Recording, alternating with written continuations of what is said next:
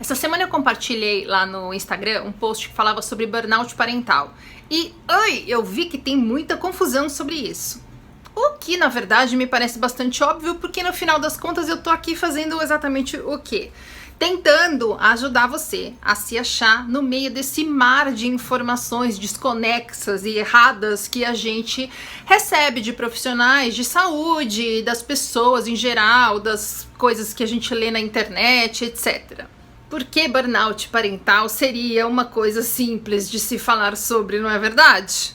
Fazer uma pausa aqui para você rir da minha cara.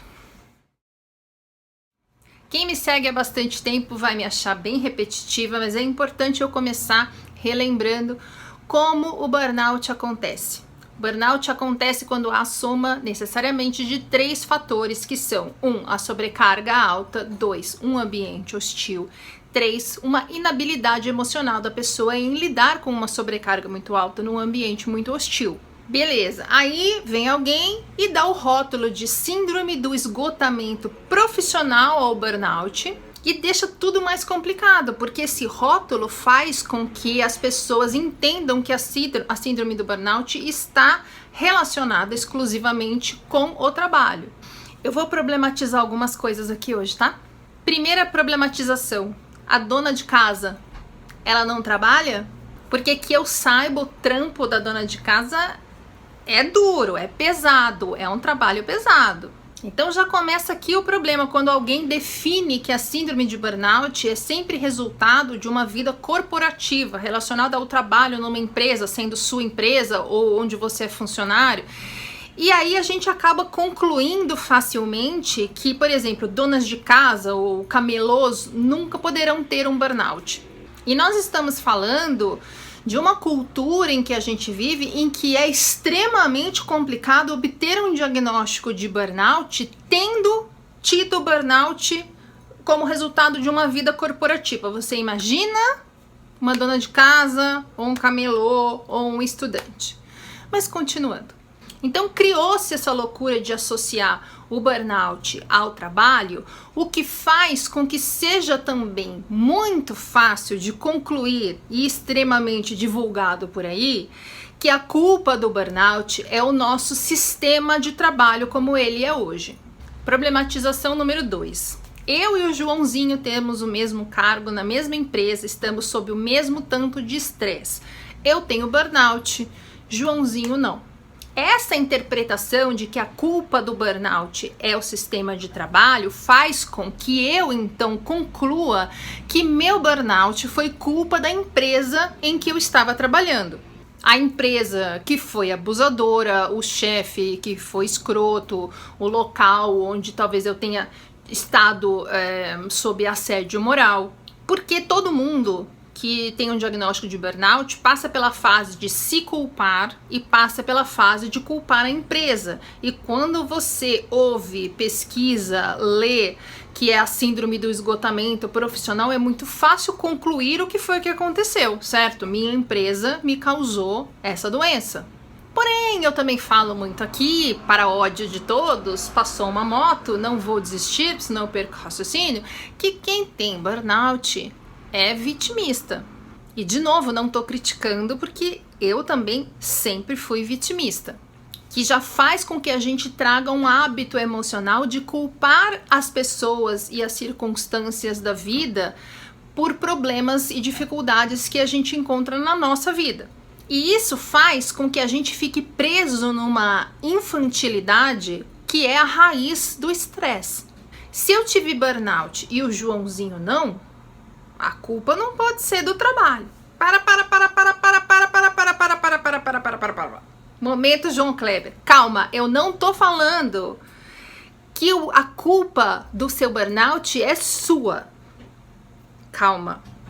Quem me acompanha aqui sabe que a culpa não é sua, a culpa não é da empresa, do seu chefe, do país, da sua família. A culpa pelo burnout não é de ninguém. Você, seu chefe, a empresa, seus pais, seu marido, sua mulher, tudo tem responsabilidade. Todos esses fatores têm uma parcela de responsabilidade sobre este resultado que é você ter chegado a um burnout. A dificuldade que a gente tem diante disso é aceitar que uma parte dessa responsabilidade é nossa.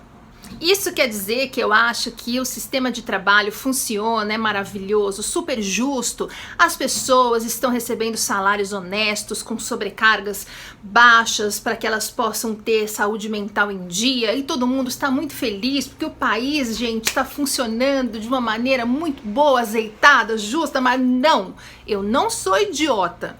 Eu tenho consciência que a gente mora num país profundamente desigual, onde nós temos um governo, e eu não estou falando do governo atual, e sim de qualquer governo que tenha tido nas últimas décadas, onde nós temos um governo que não nos dá nada e, se puder, ainda tira.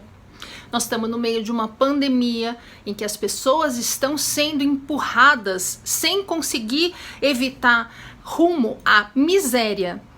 Eu sei que o sistema de trabalho é indigno, que a gente mora numa cultura onde o nosso valor é atribuído pelo tanto que a gente produz, que o tanto que a gente tem de dinheiro, de ostentação, de conquistas, de ocupação na vida e no nosso dia a dia, nossa correria é motivo de orgulho, e descansar, e dormir, e desacelerar, e tirar férias é motivo de vergonha. Eu sei que tudo isso fode a gente.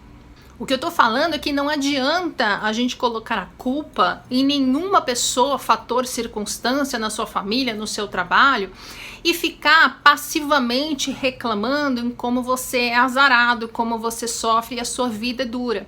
O burnout exige de nós, para que ele vá embora, que a gente amadureça, para que a gente lide com as coisas como um adulto e não como uma criança. Mas vamos responder à pergunta que é o título do vídeo. Eu vou perguntar para você o seguinte: o que é uma sobrecarga alta? Pode ser uma jornada longa de trabalho na empresa, com você virando noite, trabalhando no final de semana, respondendo o cliente às 3 da manhã.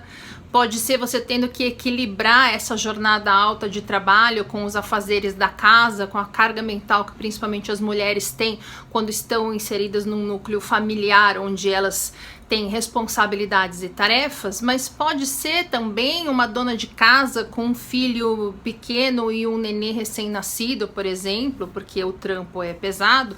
Pode ser um estudante que está em vias de prestar um vestibular decisivo na vida dele e está tendo que estudar mais do que uma pessoa que tem acesso, por exemplo, a um ensino padrão para que tenha o mesmo resultado. Não pode? Tudo isso configura uma sobrecarga alta.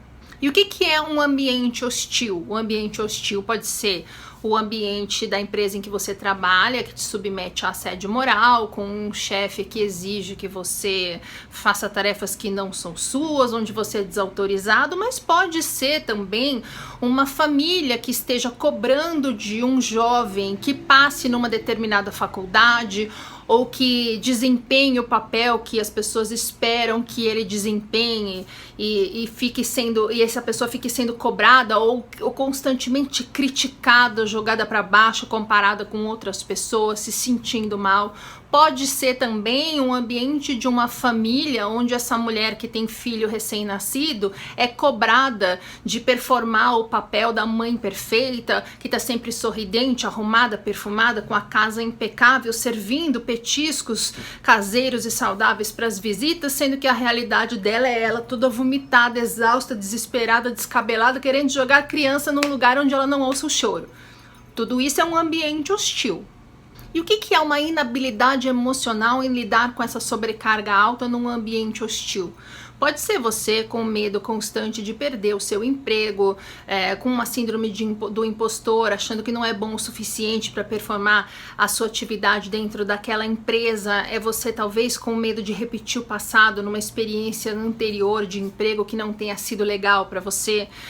Mas pode ser também esse estudante que tem uma sensação de que ele pode decepcionar a família, de que ele não tem coragem de falar que o caminho que ele quer não é bem esse, porque ele não é ouvido. Pode ser que ele não tenha tido acesso a uma ajuda profissional e esteja em depressão. Pode ser que essa mulher, por exemplo, inserida nessa família com os filhos, esteja num relacionamento abusivo, onde o marido chega à noite e fala que que a vida dela é mole, é moleza, porque ele sustenta a casa e ela não faz nada. Ela é insegura, com medo do marido arrumar outra, ou do casamento acabar e ela precisar prestar conta para a família dela de que ela fracassou no relacionamento, já que a família joga na cara que ninguém nunca passou por isso. Gente, dificuldade da gente lidar com a expectativa das pessoas é uma coisa que é da vida, não é só do trabalho e muito menos do trabalho corporativo. Burnout não é só uma questão de trabalho, é um conjunto da obra. Burnout parental existe. E meio que não tem a menor importância se o burnout é parental ou profissional, porque burnout é burnout. É tudo a mesma merda. É a mesma dificuldade da gente aceitar, da gente entender, da gente encontrar um tratamento, da gente se tratar, se reinventar e se recuperar. Do mesmo jeito que a gente, com o burnout profissional, procura os profissionais de saúde e acaba ouvindo que tem depressão sem ter, que tem síndrome do pânico sem ter diagnóstico de transtorno de ansiedade, essa mãe com burnout parental pode chegar no profissional de saúde e ser diagnosticada erradamente como tendo depressão pós-parto, por exemplo. É a mesma dificuldade, gente. Burnout é burnout. Então é isso. A resposta para o título do vídeo é um gordo, sim. Você pode ter burnout, mesmo não tendo um trabalho formal.